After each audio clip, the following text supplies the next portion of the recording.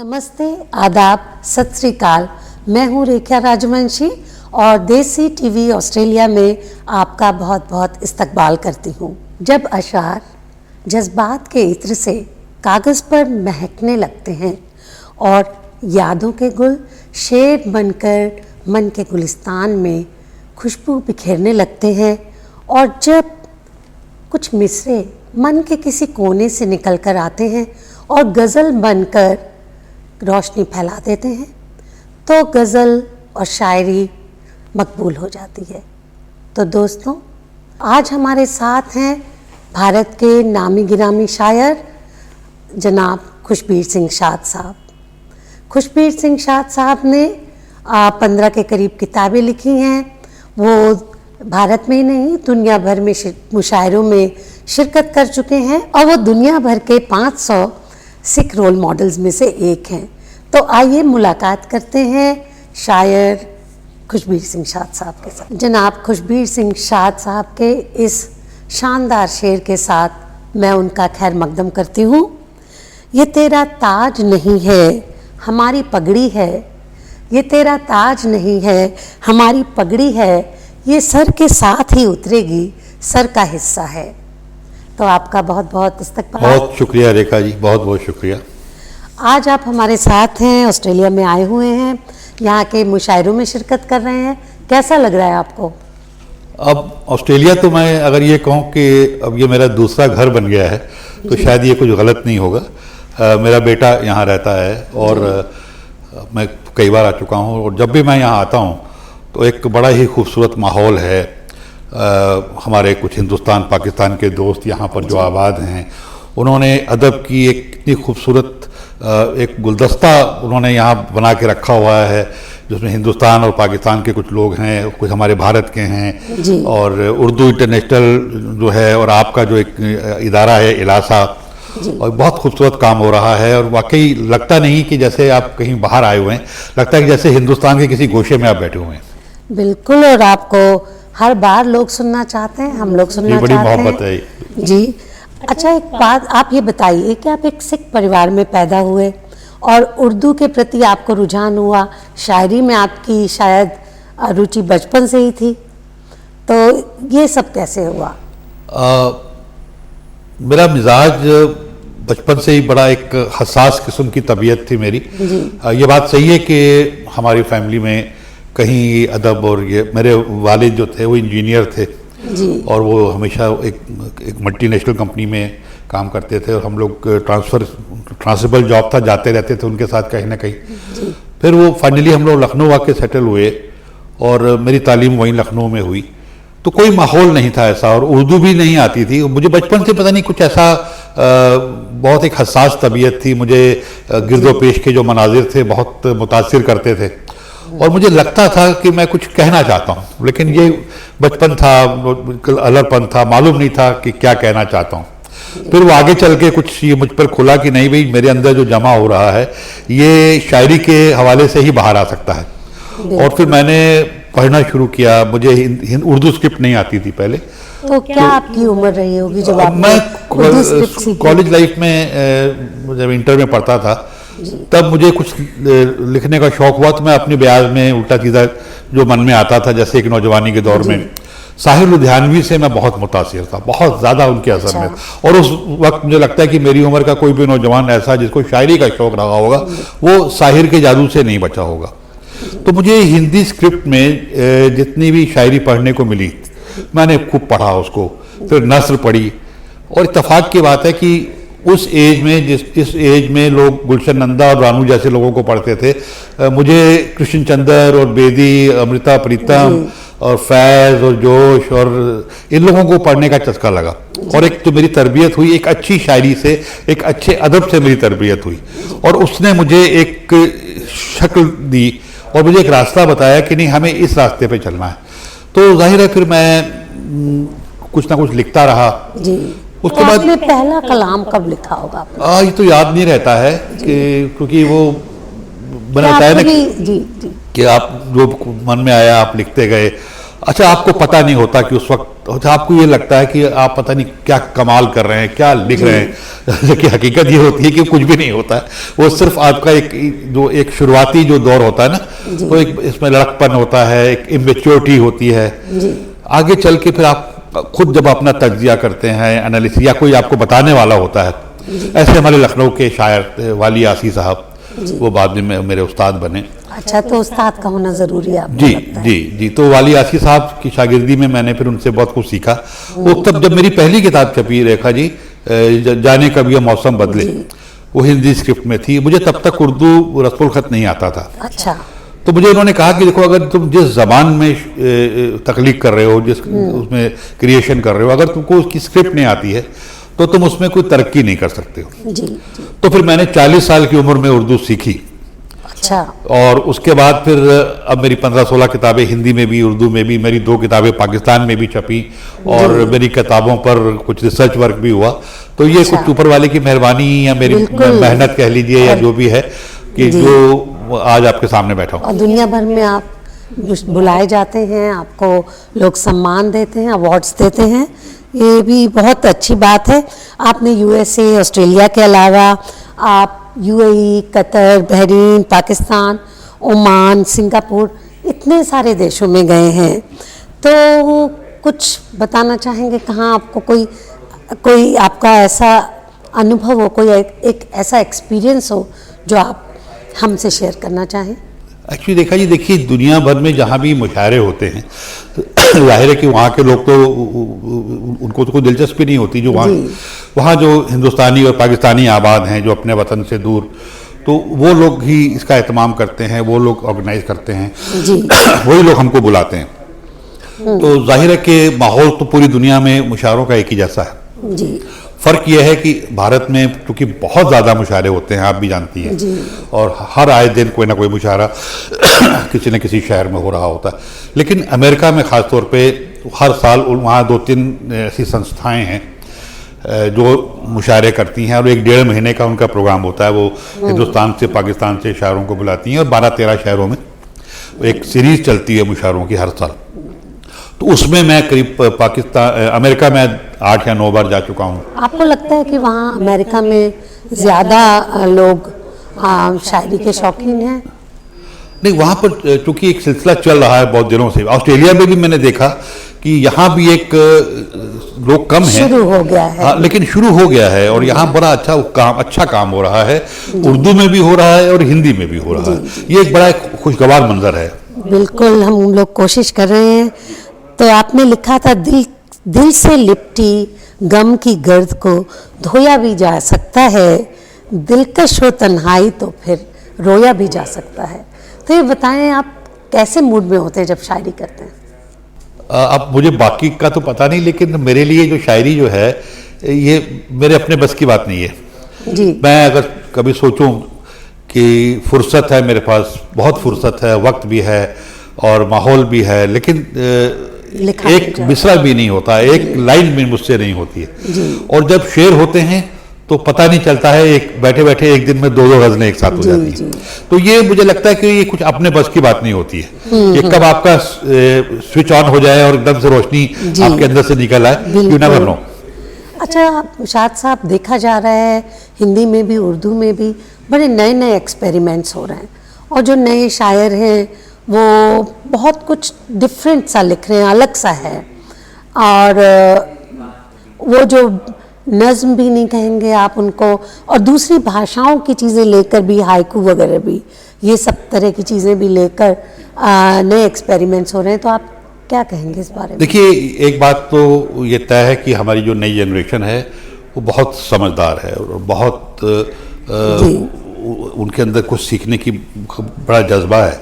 लेकिन दूसरी तरफ ये भी है कि वो इधर जो ख़ास तौर पे ये कल्चर शुरू हुआ है, फेसबुक का ख़ास तौर पे मैं जिक्र करूँगा, सोशल मीडिया पे ये जो ग्रुप्स बन गए हैं शायरी के, और उसमें ये फ़ायदा तो ये हुआ कि कुछ अच्छे लोग सामने आए। नुकसान ये हुआ कि इन लोगों ने एक अपना एक झुंड बना लिया है, ग्रुप बना लिया है, और ये लोग एक दूसरे को ही प्रमोट करते रहते हैं, आपस में ही मीर गालिब खेलते रहते हैं। तो ये उनको मतलब आगे बढ़ने का मौका कम मिलता है। नहीं, देखिए आगे बढ़ना चाहिए, ज़रूर बढ़ना चाहिए, आप कुछ सीख के आगे बढ़िए ना। सीखने का मौका नहीं मिलता। अब सीखने का जज्बा नहीं है, सिखाने का। को लगता है कि बहुत शॉर्टकट है कि आप जो है 100 मीटर की दौड़ है कि आप दौड़िए और गले में तमगा। ये 100 मीटर की दौड़ नहीं है, ये जिंदगी भर का मैराथन है। आपको जिंदगी भर चलते रहना है और उसके बाद भी आपको कुछ मिलेगा, क्या कुछ हासिल होगा, ये आप कुछ नहीं कह सकते। बिल्कुल। और देखिए, मुझे याद आता है कि गुलजार साहब ने भी एक नज्म में लिखा था, किताबें झांकती हैं बंद अलमारी के शीशों से, बड़ी हसरत से तकती हैं, महीनों अब मुलाकातें नहीं होती। बेशक। तो क्या यही माहौल है आजकल? ये उनका गुलजार साहब का कर्म है, उनका अपना पीड़ा है, मैं समझता हूँ। ये मेरी भी है, आपकी भी है। लेकिन अगर ऐसा होता रेखा जी, तो किताबें छपना बंद हो गई होती। आज भी आप देखें कि जो बेस्ट सेलर्स हैं वो खासतौर पे अंग्रेजी का जो अदब है वो तो लाखों में छपता है और बिकता है। तो हम कैसे मान लें कि किताबें कभी खत्म नहीं होंगी। ये उसके पैरेलल चल रहा है। आपके लिए आसानी हो गई कि आपने अपना आईफोन ऑन किया, आपने मैंने रेखा राजवंशी का नाम टाइप किया, पोइट्री ऑफ रेखा राजवंशी मेरे सामने आ गई। लेकिन किताबों के साथ लिखी जो आपकी एक निस्बत है वो एक अलग होती है। किताब को लेकर रात को आप अपने बेड पे लेटे हुए हैं, पढ़ रहे हैं और पढ़ते पढ़ते सीने पे किताब रख के सो गए, वो जो एक सुख है वो कहीं नहीं मिलेगा आपको, वो कहीं नहीं मिल सकता आपको। तो मेरे ख्याल से तो किताबें मेरी अपनी जिंदगी में खत्म नहीं होंगी, आने वाली जनरेशन क्या करेगी मुझे नहीं मालूम। जी जी जी। आपको 2014 में 2014 में यश भारती सम्मान से नवाजा गया था। जी जी जी। उसके बारे में कुछ बताएं।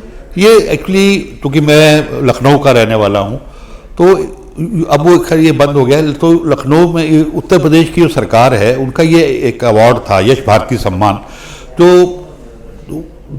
लोग उत्तर प्रदेश के रहने वाले हैं बुनियादी तौर पे, और वो उन्होंने प्रदेश का कहीं भी नाम किया है पूरी दुनिया में, चाहे वो फिल्मों से हों, अदब से हों, खिलाड़ी हों, कथक डांसर हों, गायक हों, तो वो उनको जो एक सम्मान होता है यश भारती सम्मान, 11 लाख रुपए का इनाम भी होता है। और वो एक तो वो मुझे भी 2014 में ये मिलने का सौभाग्य मिला है। क्या बात है। तो बहुत ही बढ़िया बात है। आप ये बताएं, मैंने एक आपका इंटरव्यू सुना था, उसमें आपने कहा था कि लखनऊ आप छोड़ के अब जालंधर चले गए हैं और लखनऊ में जो अदब था वो सब कुछ बदलता जा रहा है। तो आपने किसी का जिक्र भी किया था कि उन्होंने भी लखनऊ के बारे में कुछ लिखा है और कहा है। तो क्या कारण थे आप भी लखनऊ से चले गए और जालंधर चले गए? नहीं, लखनऊ छोड़ना तो मेरा छूट गया लखनऊ मुझसे, मैंने लखनऊ छोड़ा नहीं। और ये एक बड़ा मेरे ज़ाती मेरा एक वो मसला था, तो मुझे लखनऊ छोड़ना पड़ा। लखनऊ तो कोई छोड़ता नहीं है, लखनऊ तो आज भी मुझसे छूटा नहीं है, क्योंकि जो कुछ ये ईमानदारी की बात है कि जो लखनऊ का माहौल है आज, खुशबीर सिंह शाद जो है, वो जो कुछ भी है वो लखनऊ की उस आबो हवा की वजह से है जो वहाँ उसको मिली है। जो तरबियत लखनऊ में मुझे मिली है उसी का नतीजा है कि आज मैं आपके सामने बैठा हूँ। बिल्कुल, ये तो बहुत ही अच्छी बात है। और आजकल आप क्या लिख रहे हैं? जब लोग आते हैं विदेश तो बड़ी फुर्सत होती है, एक ना एक किताब पूरी कर ले जाते हैं। नहीं, मेरे साथ बिल्कुल उल्टा है। मैं जब यहाँ आता हूँ तो मैं किताब की तरफ मेरी निगाह भी नहीं जाती है। अच्छा। मेरे बच्चे हैं, मेरा पोता है, अभी मेरी 6 महीने की पोती है, मुझे मेरी गोद से नहीं उतरती है। और मुझे लगता है कि पढ़ाई तो वहाँ जाके भी हो जाएगी और लिखना पढ़ना तो जिंदगी भर चलता रहा है, यही किया है। तो वहाँ जाके फिर ये बच्चे याद आएंगे, तो जब तक बच्चों के पास हैं तो उनका सुख क्यों ना लिया जाए। वैसे भी मूल से ब्याज जी बहुत ज़्यादा। अब ये बात बिल्कुल इस मुहावरे पे मैं यकीन करना शुरू कर दिया मैंने। अब हमारे जो ऑडियंस है उनके लिए थोड़ी सी आप गजलें सुना दें तो बड़ा अच्छा रहेगा। जी जी, मैं आपको कुछ नया सुना देता हूँ।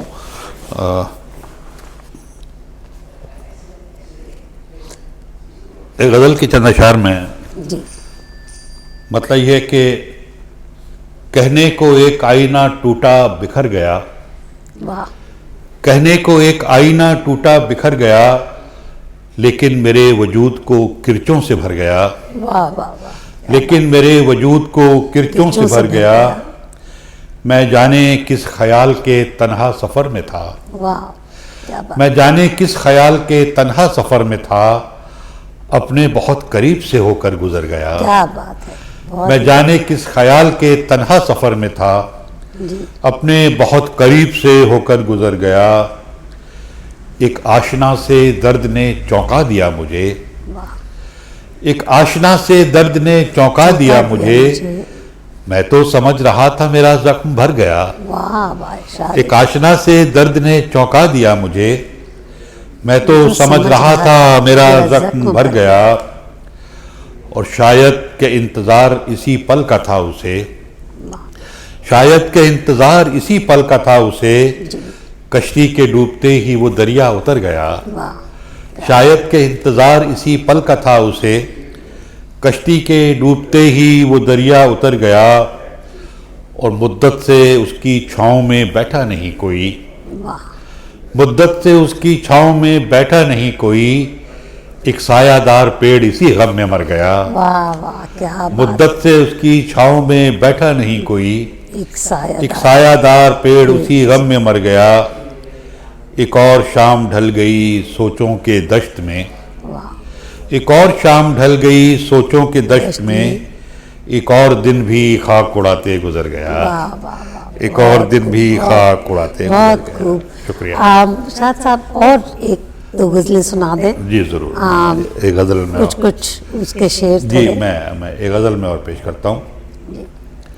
हवा के सामने अब ये तमाशा क्यों किया जाए, हवा के सामने अब ये तमाशा क्यों किया जाए, बिखरने के लिए फिर खुद को यकजा क्यों किया जाए। हवा के सामने अब ये तमाशा क्यों किया जाए, बिखरने के लिए फिर खुद को यकजा क्यों किया जाए। करें कुछ तज्जिया इनका, सबब समझें ज़रा इनके, करें कुछ तज्जिया इनका, सबब समझें ज़रा इनके, सफ़र ख्वाबों का यूं ही बेइरादा क्यों किया जाए। करें कुछ तज्जिया इनका, सबब समझें ज़रा इनके, सफ़र ख्वाबों का यूं ही बेइरादा क्यों किया जाए। और देखिए शेर के दरीना कहते हैं पुराना, अब इनके हाल ही पर छोड़ दें दरीना जख्मों को, अब इनके हाल ही पर छोड़ दें दरीना जख्मों को, अगर इनको भर नहीं सकते तो गहरा क्यों किया जाए। अगर इनके हाल ही अब इनके हाल ही पर छोड़ दें दरीना जख्मों को, अगर इनको भर नहीं सकते तो गहरा क्यों किया जाए। और अगर हिम्मत नहीं तन्हाई से आंखें मिलाने की, क्या बात है, अगर हिम्मत नहीं तन्हाई से आंखें मिलाने की, तो एक पल के लिए भी खुद को तन्हा क्यों किया जाए। अगर हिम्मत नहीं तन्हाई से आंखें मिलाने की, तो एक पल के लिए भी खुद को तन्हा क्यों किया जाए। और मुझे मेरी ही शर्तों पर करे तस्लीम ये दुनिया, मुझे मेरी ही शर्तों पर करे तस्लीम ये दुनिया, अब इससे और कम पर शाद सौदा क्यों किया जाए। वाह वाह, बहुत बहुत शुक्रिया, बहुत ही बढ़िया। दो चार शेर और सुनाए, दो चार शेर सुनाएं, सुना दें। आपकी तो बहुत अच्छी अच्छी हैं जो आपने कहा है, समंदर ये तेरी खामोशियां कुछ और। जी जी, ये मेरे कुछ शेर ऐसे हैं जो आप साहिल पे टूटी कश्तियां कुछ और कहते हैं। मैं यही शेर आपको 2 दिन पहले सुना देता हूँ, उसके बाद फिर मैं ये गजल सुनाता हूँ कि ये समंदर ये तेरी खामोशियां कुछ और कहती हैं, समंदर ये तेरी खामोशियां कुछ और कहती हैं, मगर साहिल पे टूटी कश्तियां कुछ और कहती हैं। और हमारे शहर की आंखों ने मंजर और देखा था, मगर अखबार की ये सुर्खियां कुछ और कहती हैं। हम अहले शहर की ख्वाहिश कि मिलजुल कर रहें, लेकिन अमीरे शहर की दिलचस्पियां कुछ और कहती हैं। तो ये एक गजल में आपको और बहुत खूब शाद साहब। इसी तरह हम एक गजल और सुनते हैं आपसे, और सबको बहुत पसंद आ रही होंगी। जी शुक्रिया। देखिए गजल के चंद अशआर। रब्त पुरानी यादों से कुछ कम हो जाता है, रब्त पुरानी यादों से कुछ कम हो जाता है, रफ्ता रफ्ता हर चेहरा मुबहम हो जाता है। और वक्त नहीं ये ख्वाबों की तस्वीर बनाने का, क्या बात है, वक्त नहीं ये ख्वाबों की तस्वीर बनाने का, बारिश के मौसम में कागज नम हो जाता है। वक्त नहीं ये ख्वाबों की तस्वीर बनाने का, बारिश के मौसम में कागज नम हो जाता है।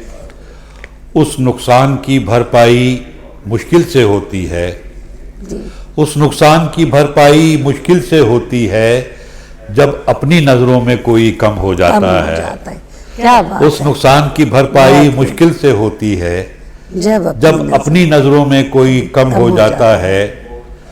और इसीलिए तो हम धीमे लहजे में रहते हैं, क्या बात। इसीलिए तो हम धीमे लहजे में रहते हैं, ऊंचा सुर कुछ देर ही में मध्यम हो जाता है। वाह वाह वाह वाह। इसीलिए तो हम बिल्कुल। धीमे लहजे में रहते हैं, ऊंचा सुर कुछ देर ही में मध्यम हो जाता है। और जब एक ताज़ा चोट लगे तो यूं भी होता है, वाह। जब एक ताज़ा चोट लगे तो यूं भी होता है, शायद पुराना जख्म कोई मरहम हो जाता है। वाह वाह, बहुत क्या बहुत बात शुक्रिया, है। बहुत बहुत शुक्रिया। तो आपसे इसी तरह मुलाकात होती रहेगी और हम आपको सुनते रहेंगे। बिल्कुल, बहुत आप बहुत। यहाँ आए उसके लिए आपका बहुत आपका भी बहुत शुक्रिया, आपने याद किया और मुझे अपने चाहने वालों से मेरी मुलाकात कराई। रूबरू हुए आप, बहुत अच्छा। बहुत बहुत शुक्रिया। जी, नमस्कार।